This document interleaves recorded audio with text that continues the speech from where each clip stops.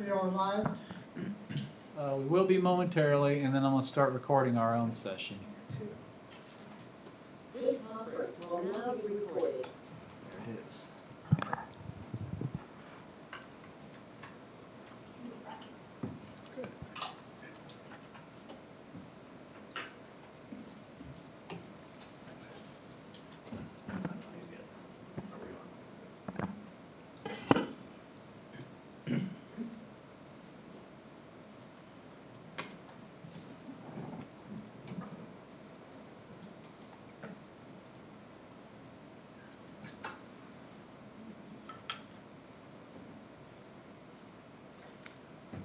You ready?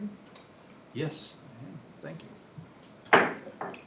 Good evening. I'd like to welcome everyone to the August 23rd meeting of the DeSoto Planning Commission.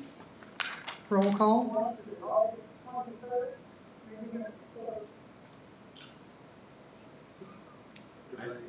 Manson, Present. Templin, Here. Lane, Here. Garrett, Here. Milburn, Here. Fisher, Here. Schultz, Here. all present. Item 3, general business. Approved Planning Commission agenda. Make a motion, we approve the planning commission agenda. We have a motion. Second. Have a second. Any further discussion? Roll call. Garrett, Yes. Lane, Yes. Templin, Yes. Manson, Yes. Milburn, Yes. Fisher, Yes. Schultz, Yes. motion carries. Item B, approved minutes of the Planning Commission meeting held on July the 26th, 2022. I make a motion that we approve the minutes from July 22nd, or 26th. We have a motion Second. and a second. And I believe that Roger and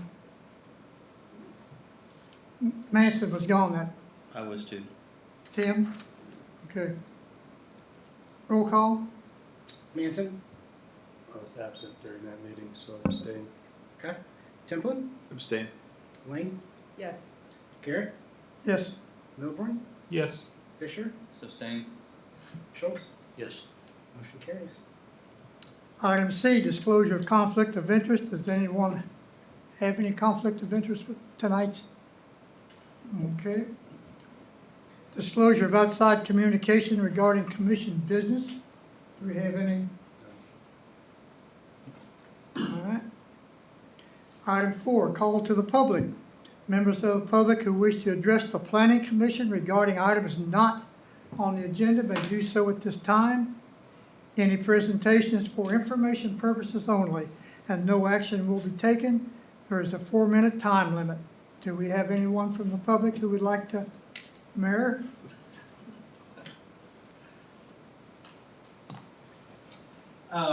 Just an opportunity for me to come and thank you all for your service. I do appreciate your efforts. I know that sometimes it can be difficult, and we're going to have a lot of stuff coming up, and so probably a lot of busy agendas and a lot of hard work, and I just want to let you know that I appreciate your efforts.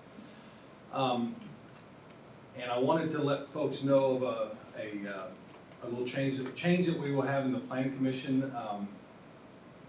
Commissioner Fisher will be stepping down after this meeting, and we'll have a new commissioner installed at your next meeting. But I wanted to come to this meeting and thank Tim for his service to the Planning Commission. We'll recognize you at a city council meeting, but I do appreciate your hard work here, along with everybody else. Thank you.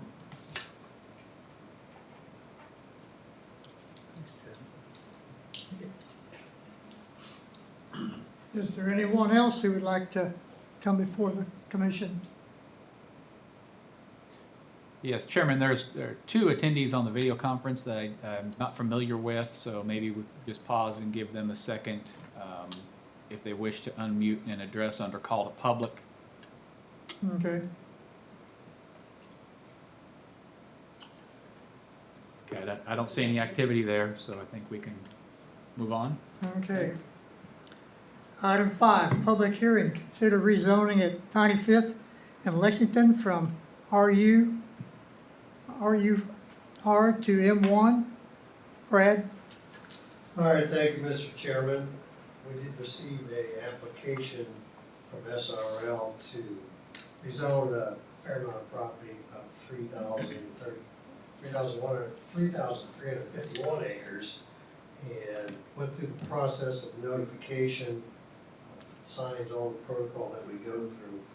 Apparently, there's a agreement between SRL and the Johnson County Parks and Recreation District that they need to notify them 90 days in advance.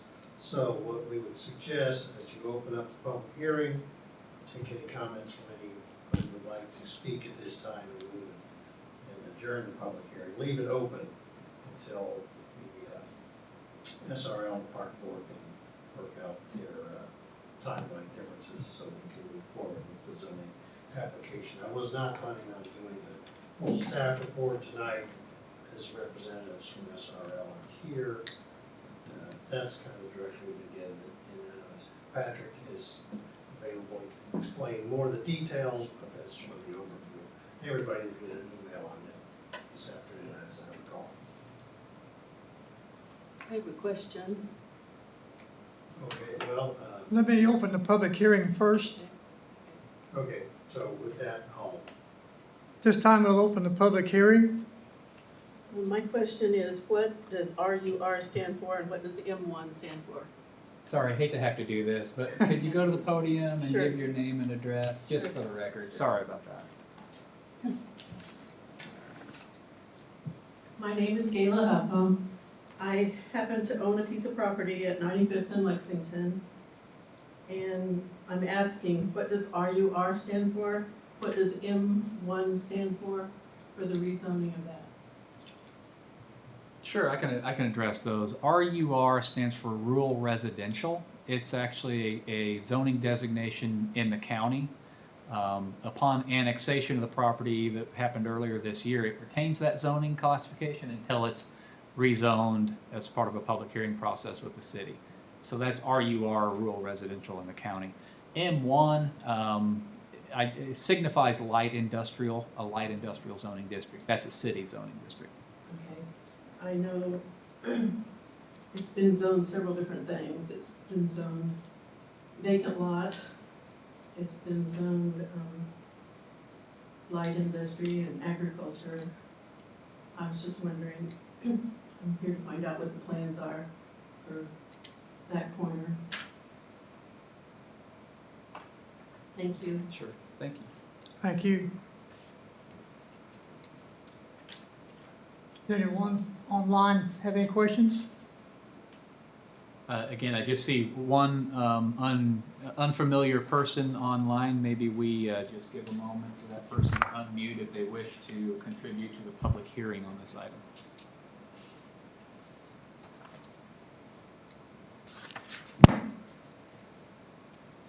Okay, I don't see any activity there. Well, we will leave this, this item open until we get the rest of the information that we need.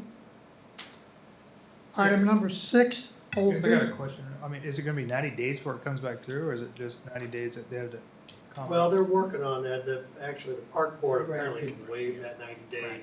Brad. Microphone. Sorry. And Yeah, yeah, I'll let Patrick answer that. How's that? He's got a stronger voice. Yeah, just to answer the question, Pat Reed, the city attorney, and no, they are, the SRL would like for the public hearing to be, continued at your September 30, planning commission meeting. So, the thought would be at that meeting, you would conclude the public hearing, and then make a recommendation on the reason. Okay, thank you. But if someone specifically mentioned as part of the meeting that we continue to September 30, that'd be helpful. I had a question for Brad. I see here, we're talking on the report about 1,351 acres, and I think you mentioned 3,000 when you gave your introduction. I stumbled there. It's 1,351. Okay, so 1,351 is the right number. Correct. Okay, thank you.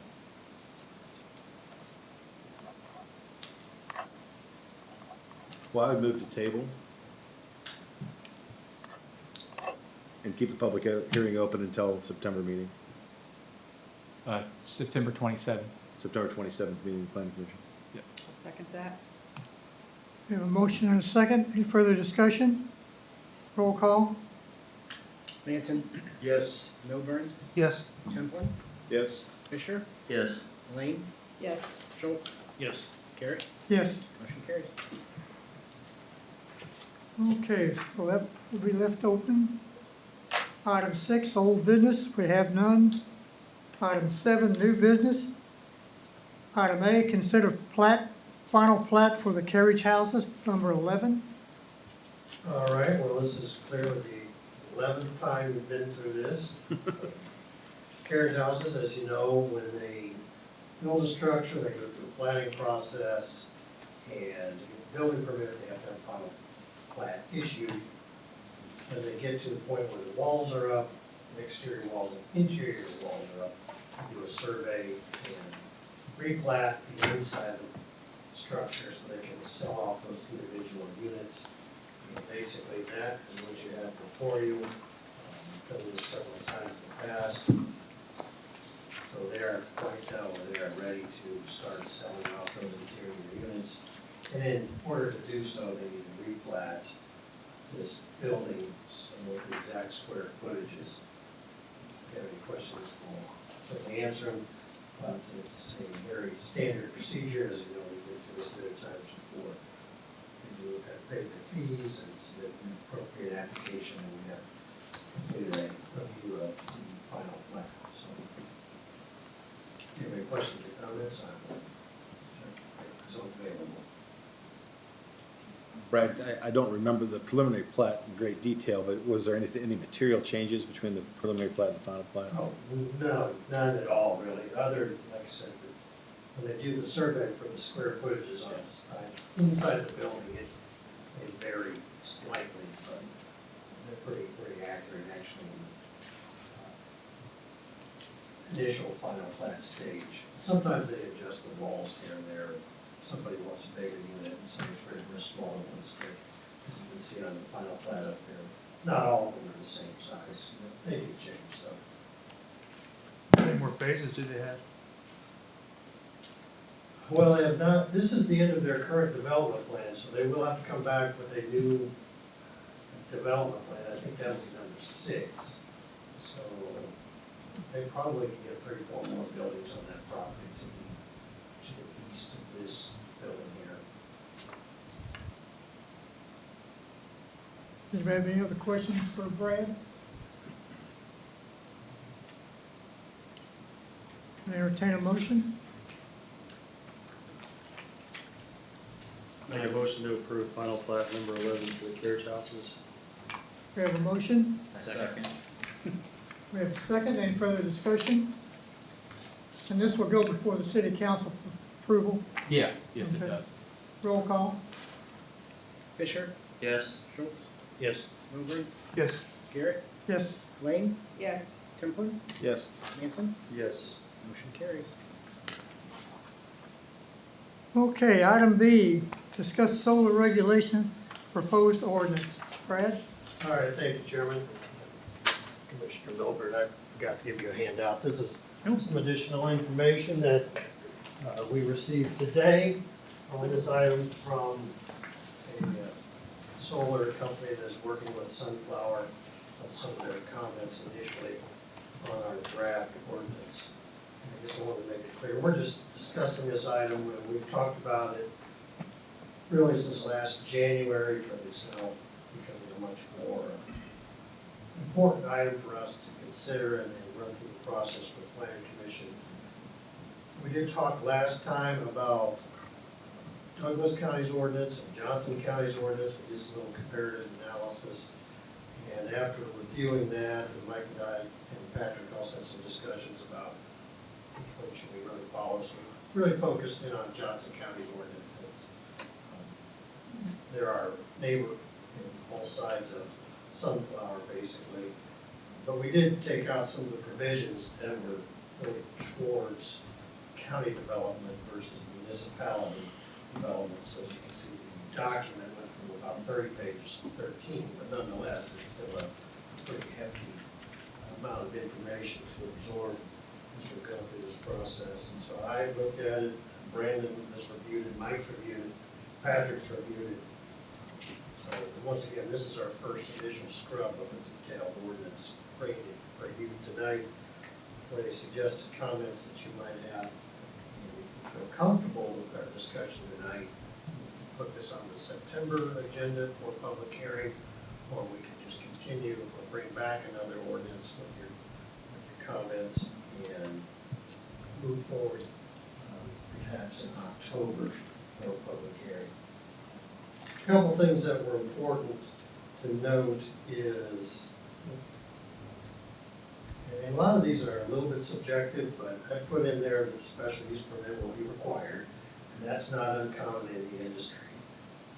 And I singled out, it can't be in residential historic, which are basically in our downtown business district, which obviously would be rather impossible, noting the size requirements. And then also put residential suburban, and that was because the property out to the west, it's the JAA Farms, actually is a little bit bigger than 500 acres, so it would be possible for a solar facility to be out there, but I don't think that's what this community would want to have. It's really focused on the sunflower area. So that's why I excluded the residential suburban area from the special use permit. Actually, just can't be in there, period. So that's why I was there. There's also some areas north of, or I guess along Gardner Road down in the river bottom, so in theory, that are big enough for solar array, but that's light industrial and also residential suburban. And those tracks, at this point, probably would meet our minimum standard of 500 acres. So just want to make sure that we're really trying to gear this towards the sunflower property. Of course, the initial part of the process is a preliminary concept plan and also a narrative. So they need to do some upfront work. It's not like they can just show up and have a meeting with city staff and say, we'd like to do this and proceed through the formal process. And the preliminary concept plan does have a lot of base information as far as the number of panels, acreages, sizing, buffering, substation locations, roadway access. There's a lot of things in that preliminary concept plan that needs to be submitted to city staff. And I did, instead of just putting them in the staff report, they are outlined in item 1B for your review. And there's actually, once again, quite a few of those items that they need to cover before they get to the final development plan.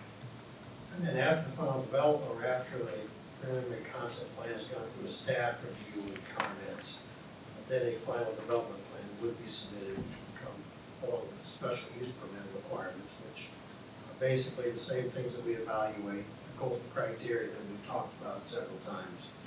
That staff would be reviewing all the items plus any particular items that we have in our ordinance.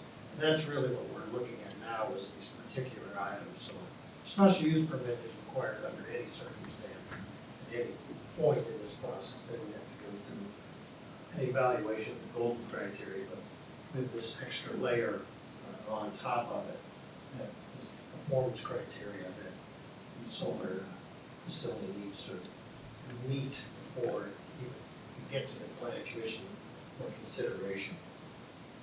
So the final development plan has even more requirements, grading plans, elevations of structures, landscaping plan, all these things. We talked about wildlife corridors, remnant grasslands. And some of these things are from the county. And we will meet with Savion. They wanted to discuss this ordinance so we can kind of make sure that we're not overstepping bounds or making something too detrimental, because there are 9,000 acres. It looks like we might be getting that additional whole sunflower site. And so you think about 9,000 acres, we could even talk about a 3,000 acre facility. And that's at least 6,000 acres of undeveloped property. So while it is a huge number, it's still a third or even less than half of what is out in sunflower. So This is a big deal, and we need to take some time to look through all these things and make sure, traffic plans, construction management plans, we've got bonding requirements for the term, if the SUP expires or there's a non-compliance issue that the solar facility might need to be terminated by action by the city. So there's a lot of those things that we can go through, and I'd just like to get your impact. I didn't want to go through line for line on these things, unless there's a specific item that you want to talk about, we can certainly address that. I think some of the key things that I thought were important, I did put in the staff report, at least initially, is one is the length of term. And this is something that was addressed in that information I received today. We suggested 25 years with a one-time extension of 5 years that could be approved administratively by the planning director. And then if there are any other additional performance standards, the planning staff through the director would think reasonable, those could be included to extend that term. They would like to see that term up to 35, even 40 years. So that was something that we talked about. Now also, there is a waiver provision also that in our ordinance, so while we might have 25 years or a maximum size, they can put together a waiver and actually go to the city council and ask. I mean, they have to have justification. It isn't just a, hey, can we 5,000 acres instead of 2,500? There needs to be some significant reasons to provide to take that waiver initiative. But we did want to set a maximum and a minimum. They asked for at least 3,250, so that's what was suggested in the handout. I've got 2,500. But once again, that's kind of a subjective number. You know, I've done Google research, and a lot of these solar, some of the largest ones in the country are 3,000 to 4,000 acres. So it's not an uncommon request or something that's uncommon, but it would probably put us in a, if this were to happen, it would put us in the top 10 of all largest solar facilities in the country. So it's just a really massive endeavor. But as I said, there's a lot of property available out in Sunflower that would take 100 years to develop potentially. Something like this could go into production, so to speak. There's also the county had a 1.5 miles, actually initially the city, Board of County Commissioners reduced it to 1.5 miles. Separation between any municipality, a county, and unincorporated Johnson County and municipality. And that's basically because they don't want to infringe on communities' abilities to grow and develop. The Savion company that sent me that letter or email asked that provision be removed. I had actually reduced it to 0.5 mile only because I do still think, you know, there's a good neighbor policy that we kind of need to think about. But on the other hand, I mean, we do have some significant setbacks that would be required, buffering. And the structures that we're talking about are about a max height of 35 feet. So in 100 feet, you can put berms and trees and do a lot of things to hide a 35-foot tall structure. And maybe we don't need a 0.5 mile setback. Maybe we don't need it at all. So once again, a lot of this is just reviewing what the county had put together, trying to tailor it a little bit towards what DeSoto might have. And then that whole thought process of wanting to be a little bit of good neighbors. At some point, the entirety of Johnson County will be developed. It's just, I think over 65% of the county is now within a municipal city limit. So at some point it will all be city government that manages and runs a lot of the county, at least as far as land mass goes. So that's something I think that needs to be discussed, or some comments from the planning commission. And once again, this waiver is also can be, for the 0.5 mile can also be taken to the city council for adjustment or reduction, if that's what they'd like to do. We talked a little bit about franchise fees and those types of things. We're not talking about any of that. Those just came up in our previous discussion. That's not in the ordinance. It's not addressed. That would be more part of the development agreement with Mike and Patrick, city council to work through. We do have setbacks for a minimum setback of 100 feet from the edge of the property to where the solar panels can begin, 200 feet from battery storage or facility substations, and then 300 feet from an existing residential structure. So there are some built-in setbacks within this, regardless of whether or not they're adjacent to municipality or unincorporated Johnson County. Also, as part of the ordinance is a decommissioning and reclamation plan, which will include removable panels, structures, foundations, battery storage facilities, which then also require restoration, habitat restoration. And also part of the process is a bond, a surety debt. Should the project be decommissioned, that there's no funds available to do this, so they wouldn't just be able to walk away and say it's on whomever's next in line to clean up the mess, if there really is one. Also, we have glare, noise, aviation impacts. There's an item that we can't be too close to an airport. Actually, I just cited the New Century Air Center.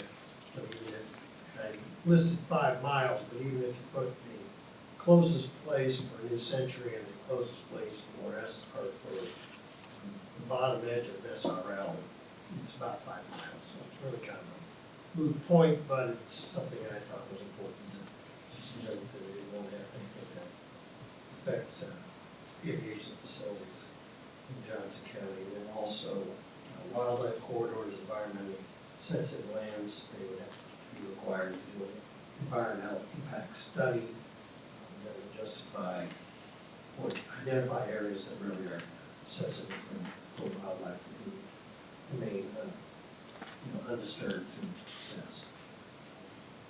One thing I also wanted to make a distinguishing mark is talk about the project area. And that's actually the areas where the panels would be, battery storage facilities, the substations would be. And then there's sort of project boundary, which would include the setbacks, wildlife corridors, roads, things like that through the site that are not really being used for solar generation.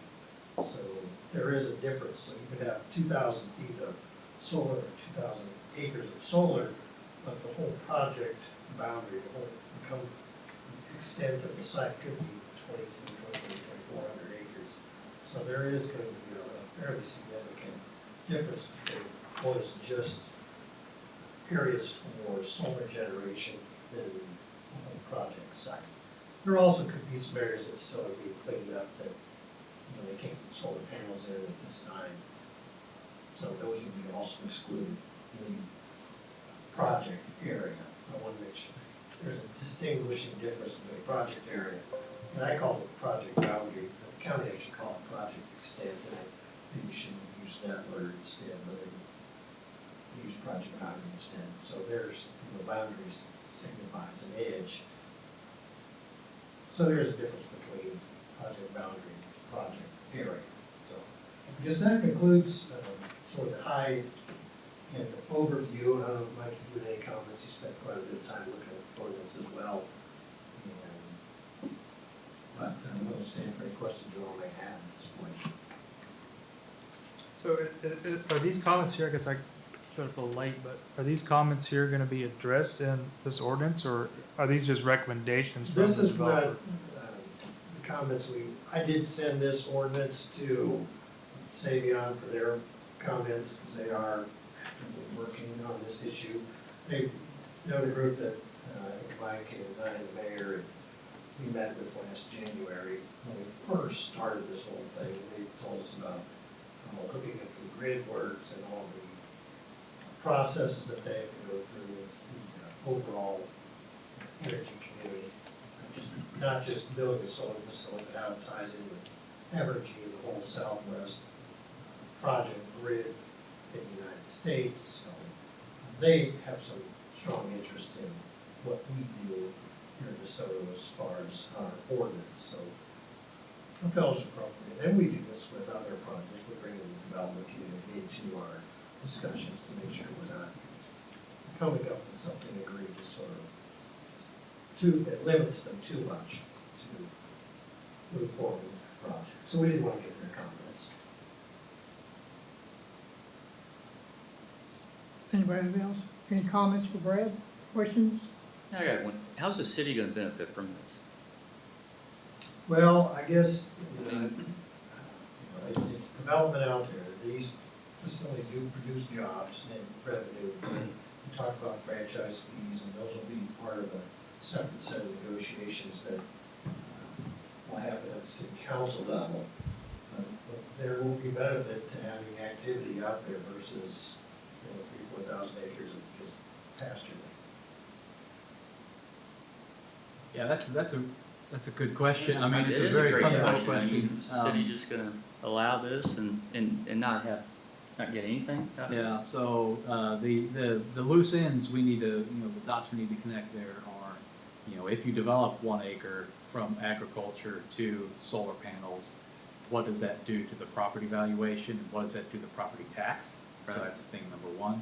There's reason to believe that it would significantly increase property tax, but also in Kansas, does exempt equipment from personal property tax. So if they're all just so that's something we need to vet out with the county appraiser first and with other communities who have these.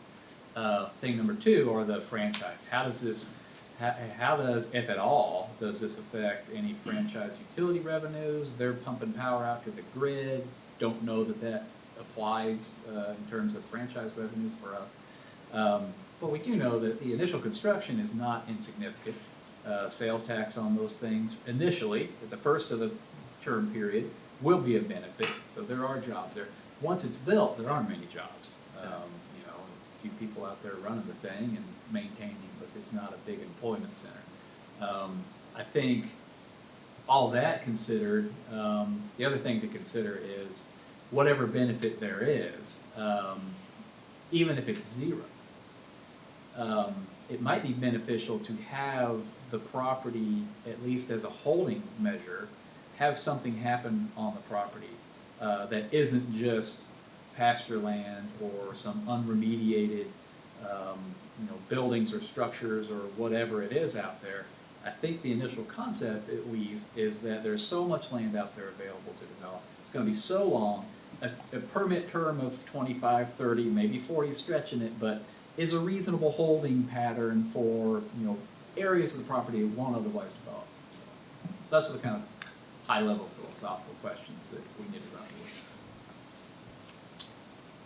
Brad, I have a question for you on page 9.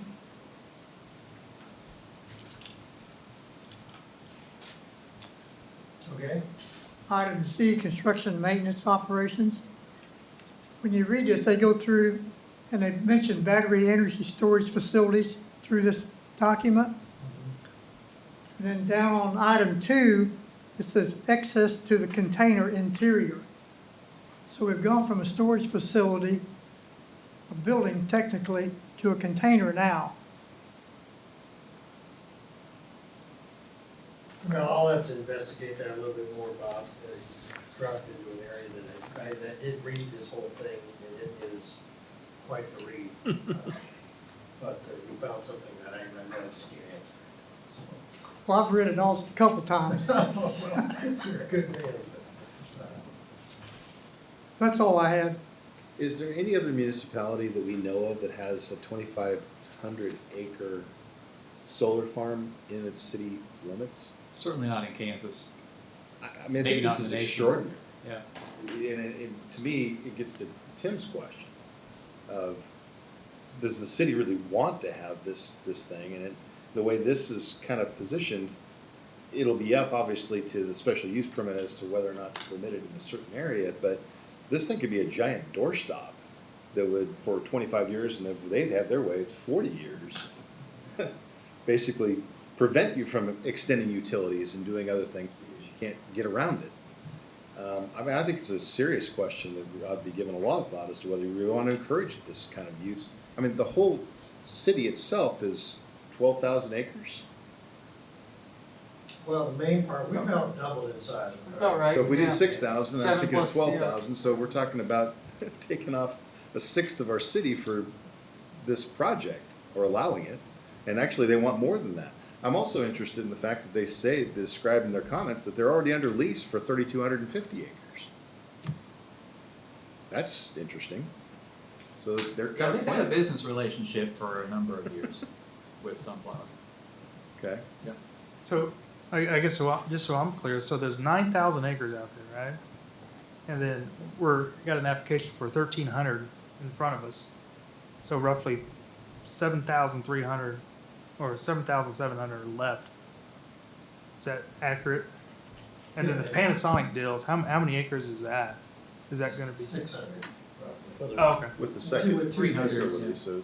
City's you're only right. actually got 6,000 acres right now, though, right? And we have an, Annexed 6,000 down to 127th Street. and we have an annexation agreement that says we're not gonna go south of 127th. That is correct, but that's an issue for Patrick. Well, I get To it, bring but up, 'cause Yeah, there's some- we're talking about whether there's you some wanna things put at play there. 2,500 acres in for this use, is that an appropriate use for the city? And that's, I think, a significant policy question that ought to be talked So was it 9,000 or 6,000? The Sunflower site is 9,000 acres. Okay. The city of DeSoto is annexed 6,000. Okay, okay, so it's 6,000, then 1,300 is on this agenda to get rezoned. Yeah, And then the Panasonic deal, how many? North side. Yeah, so, but the Panasonic deals, how many acres?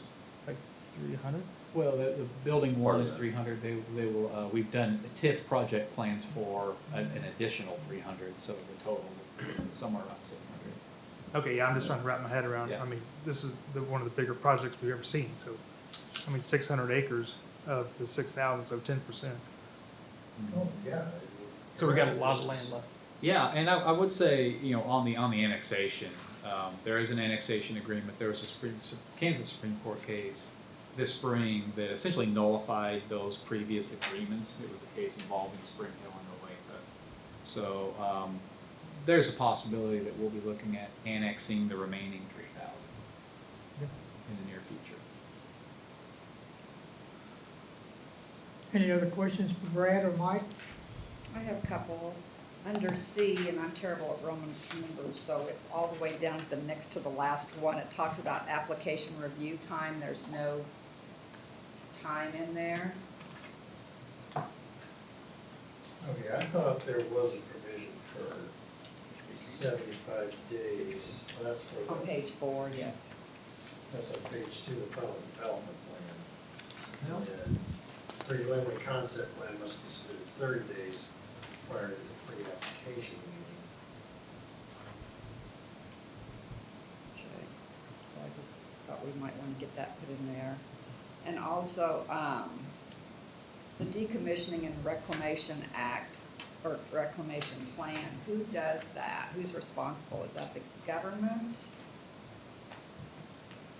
Established cost of decommissioning and reclamation, a detailed cost estimate of decommissioning and reclamation of the USSF in accordance with the decommissioning plan. Who is that? Is that the government, or is that something we establish, or what is that?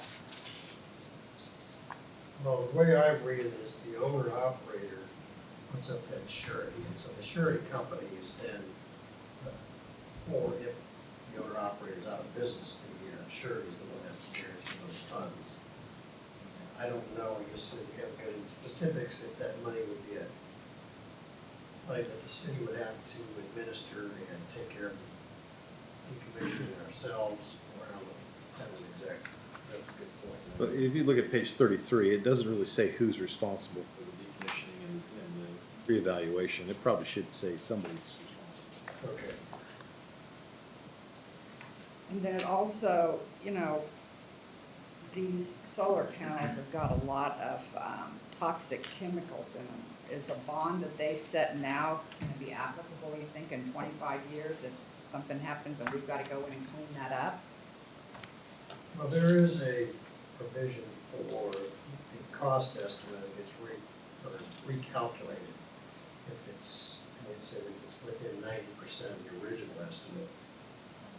We would approve that, but they do have to do an updated cost estimate for something 25 or 30 years. It gets decommissioned, and wants to be, that surety is to cover that amount, because we just have no idea 30 years from now what something is going to cost Sure. of removing the place. My other question is on height, on page 5. It says 25 feet, shall be 25 feet. Once the shortest is 10 feet and the highest is 25 feet, but on the county document, it's got 15 feet. Did you mean that to be an extra 10 feet tall? I actually changed it a little bit because I did read some information, the panels are a little bit different height, but I didn't mean it's be, I meant for a 5-foot swing, so they could have a little additional 5 foot. So 20 foot as opposed to 25 Yeah, so foot. that's something I probably just Okay. want to get the clarity on that. And also I'm looking at solar panels, because I tried to do a little research to see what these solar farms, pros and cons. And I know that there can be some toxic chemicals when they clean those things, and they've got to be cleaned just like a window has to be cleaned. So we certainly don't need any more toxic chemicals anywhere. So, and of course the battery facilities as well. So I don't see anything addressing that on here. Okay. I would like to see that researched and something put down for that. And then do we need to put in there that the soil will be tested to see if that's been damaged with some of these other acetone and some of these cleaners that they say are so toxic, and words I can't even, hydrogen, fluorine, or acetone is the one that was really bad. And I think we'll just have to do some research on how well their ability is to clean these things without spillage and discharge of it. I'd like to see it put in there somewhere that that's going to be checked, and we're not gonna have runoff from the soil and our soil contaminated Again, again. Would be a good, the decommissioning and reclamation plan would be a good place for that. We could articulate that that has to be part of that plan. Okay. But you're mentioning more maintenance, because you're saying. Maintenance, even if and then we're when not decommissioning, that we're not using toxic chemicals that are getting into the water. Yes, on a regular basis, and then, of course, when it comes time, that we would have to check that soil and make sure that it hasn't been contaminated further. Yeah, maybe under both maintenance and operation and the decommission. Brett, do you know what type of batteries these are for storage? I do not. We don't know if it's lead acid or, Well, I'm pretty sure they're not lead acid, but I couldn't go over that, but we can find out. I'll do some more research on how those batteries actually, how they store that energy. So we will look into that. And will that require any special fire department or any type of use in case there was a fire on anything? Does that? There is a section on fire control, and there's quite a bit of monitoring that needs to go into that. And there is on-site, not use the term sprinkler system, but there is an automated fire system that comes with these battery storage facilities. We can do a little more investigation there. And then I know it's not got a huge staff of people, but how many people do those really employ? Is it full-time people that will be there at that facility, or it's all electronic monitor, or just people I come in to can't answer clean, that. or?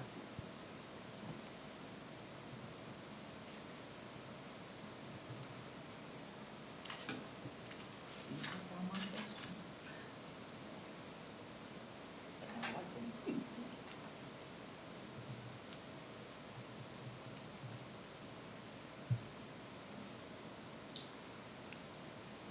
so we've had a lot of questions tonight on this, Brad.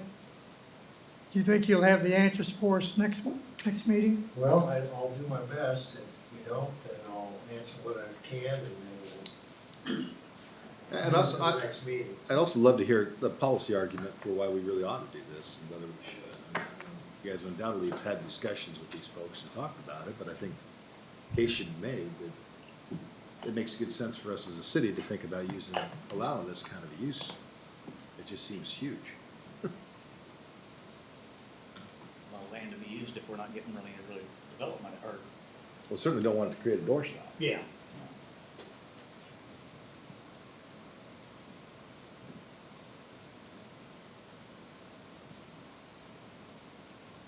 Do you have anything else, Brad?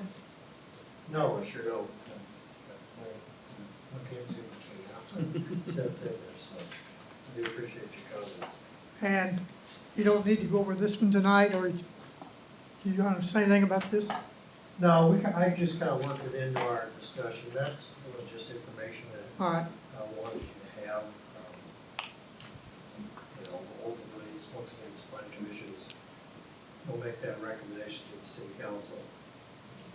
Because also, there's that waiver provision in there, and if solar developer wants to make those facilities larger, or they can, ask to the city council for a change. But I do want to ask, do you have a concern about what's too big, 2,500, 3,000, or is it still just something that's kind of off the screen, radar screen at this point?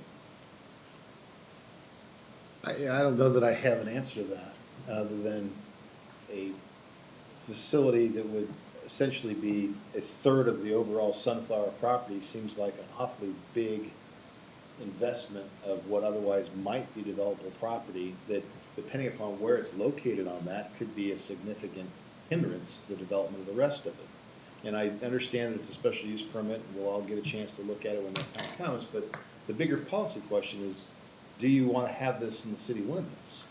Maybe it should be in the county, maybe it should be more rural area that doesn't interfere with the orderly build-out of the city, which is part of the reason I think the county had it be so far away from any other municipality, was to say we don't want to inhibit your ability to grow.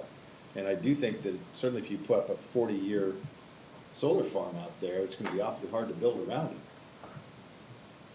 So, Have you done any research at all to see any other large solar farms, to see if there's any, the pros and cons, or if anybody else has complained about it, or if is inhibitive to the growth of that area? I guess when I looked up, larger solar facilities in the United States, they were all in the Southwest, California, Nevada, Arizona. So this would be, and those were like the top 10, and they were all 2,000 to 3,500 acre sites.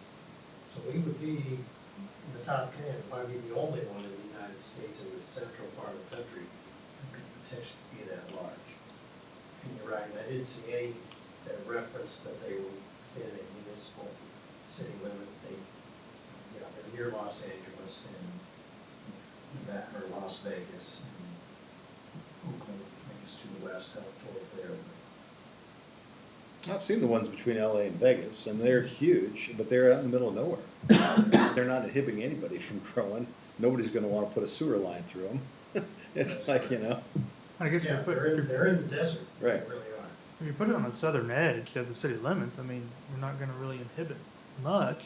But if you put it in the center or in the northern edge, That's under our current area that we've annexed, so if we have plans to take another 3,000 acres to the south of that. You're gonna put a it's doorstop. currently in the middle. okay.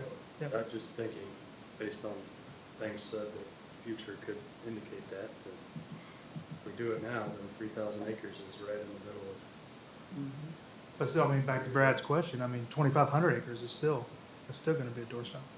I mean, maybe there's some language that you could put into this that says that, among factors to take into consideration would be whether or not it will impede the orderly development of the remainder of the city limits. That would be a basis upon which to deny somebody a special use permit if they were gonna put it someplace that would be inhibited. Well, it seems like most of these facilities are in the Southwest. A lot more dependable weather, True. in Kansas in wintertime, you get a lot of clouds and stuff. How actually efficient are these things gonna be generating power? It's also, the city still could comment back on the site plan saying, hey, we need to put a sewer through here potentially. And say you can't put any solar panels in this area or this area here for future development. I mean, there's Yeah, still I'm something. sure, I'm sure we address all that in the site plan, but Yeah. the bigger question is, do we really want it? I don't know. I've read that it can cause interference on cable and some different communication type things, is the size of this gonna inhibit any businesses coming next to it? Are they gonna have an interference with their, like, From what I've read, I mean, most of it is about communication, aviation type communication, and that is part of our requirement that they do a full study, a glare study, and then also those types of things that you're talking about are included in that. Maybe, that may be But part of the it's- reason they've got that 5 mile limit for curb cuts. yes, for sure, yes, that is, I've read that. Mike, when do you anticipate this going to the city council? Well, we don't have a set time frame. Obviously, it's public hearing first, and we're not ready for a public hearing yet, but, yeah, as soon as a public hearing is held and a recommendation is forwarded by the planning commission. We're not operating under a deadline per se. Okay. I think there's an awful lot of unanswered questions so far. I think to make this group, they have a lot of questions, and I think those questions need to be answered before we do anything else.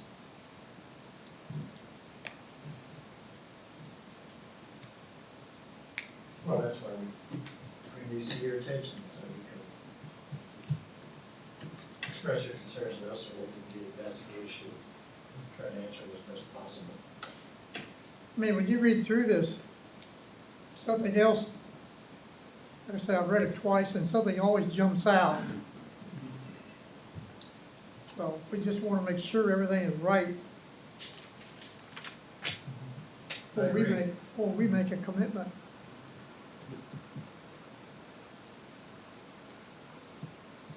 All right, well, I think, we got plenty of feedback and plenty of work on coming down in September, so thank you. Thank you, Brad. Thanks, Brad.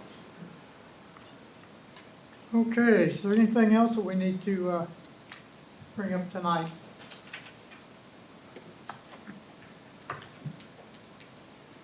Okay, our next planning meeting will be September the 27th.